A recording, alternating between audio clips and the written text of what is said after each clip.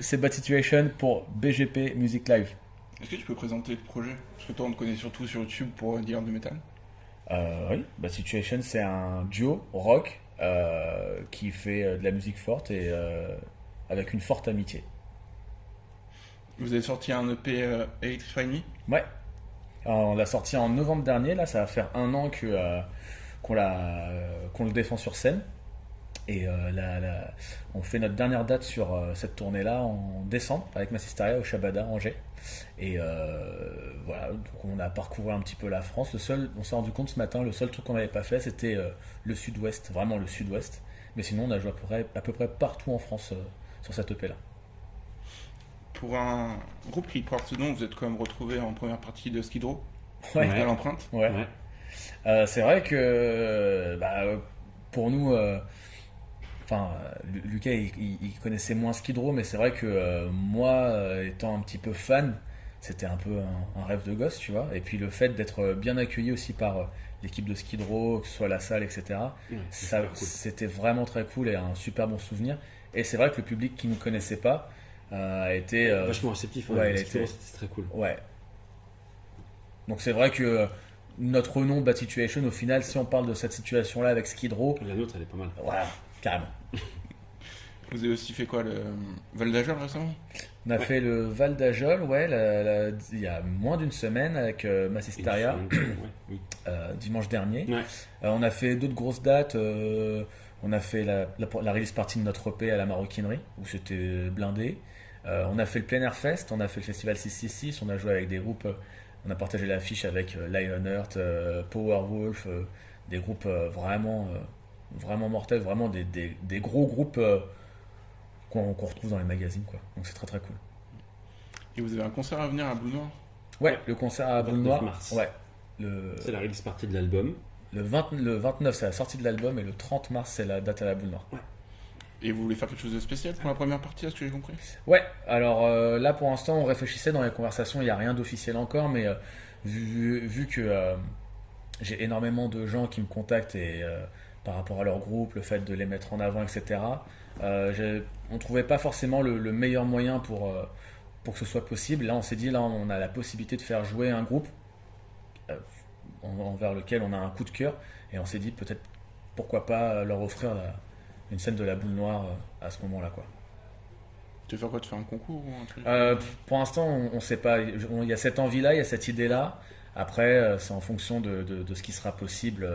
Mais vu que ça va être une soirée spéciale, on va faire un truc spécial. Ouais.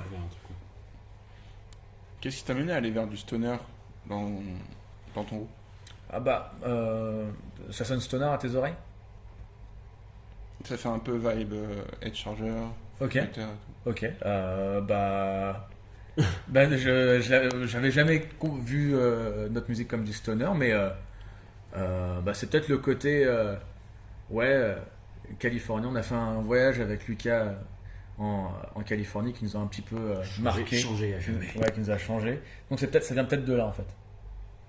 Voilà. D'accord. Et au niveau de t'as l'album qui va sortir?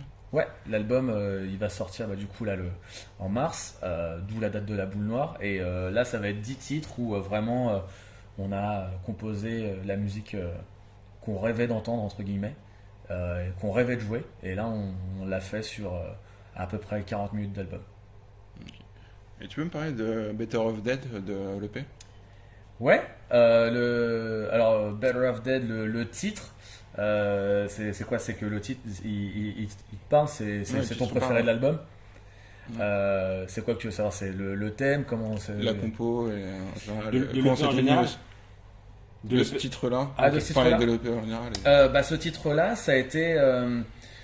ça a commencé par le riff de guitare qui commence à... J'avais ce truc-là qui tournait en tête et je débarque un jour... en répète avec Lucas et vu qu'on a des petites têtes, on pose nos téléphones pour faire un petit peu des mémos. Et j'ai dit j'ai ce truc là, il a commencé à jouer et à un moment il a marqué un stop et je dis Cause I'm better off dead, et là on a commencé à jouer comme des oufs et on s'est dit on va garder ça, quoi. Le rendu final est hyper proche de la vidéo qu'on a tournée. Ouais, la vidéo qui sonne pas du tout où on est dans le studio de répète, c'est C'est pas fort, non, ça doit être le clip. Ouais, Ça marchait. ouais, c'était vraiment un truc spontané et c'est venu un petit peu comme ça. Et c'est vrai que ça sent qu'il y a un aspect très très live, très très brut parce que même quand on joue en live, on sent que les gens ils sont dans un autre mood. Là, ils rentrent vraiment dans l'univers. Ok. Là, le groupe est assez jeune. C'est quoi ton meilleur et pire souvenir pendant ce temps sur la tournée Euh, et en concert?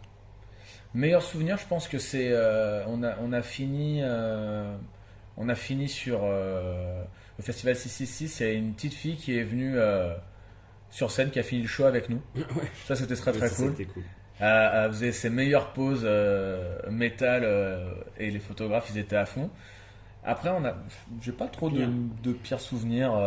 Si en rentrant la semaine dernière, il y a un oiseau qui a tapé la voiture, ça a cassé la ça- camion. Ouais. Ça c'est pas ouf parce que j'aime bien les oiseaux et j'aime bien mon camion, donc voilà. Non, Je pense qu'on sait accueillir les mauvais souvenirs assez simplement. Donc, on se dit s'il nous arrive un truc, c'est que ça doit se passer comme ça. il n'y a rien eu de dramatique sur cette tournée. Non, rien. Apparemment, vous avez joué devant 2 personnes, comme ça.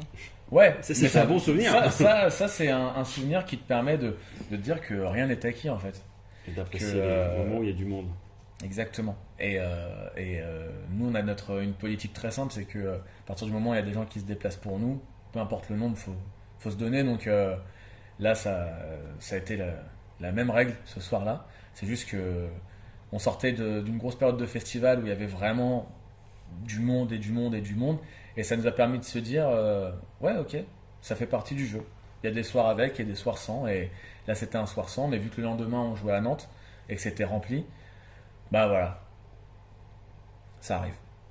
Ça marche. Et donc, les prochaines dates, il y a la date au Shabada. Ouais, date au Shabada, 2 décembre avec Mas. 2 décembre. On a des dates en novembre. Après, là, on fait une petite pause pour faire vraiment la promo de l'album entre janvier et mars.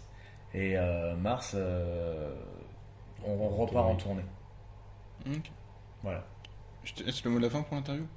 Et ben, merci de nous avoir interviewés, d'avoir pris le temps. Et puis, j'invite les auditeurs à checker dès que Bad Situation passe proche de chez eux. Merci à vous deux.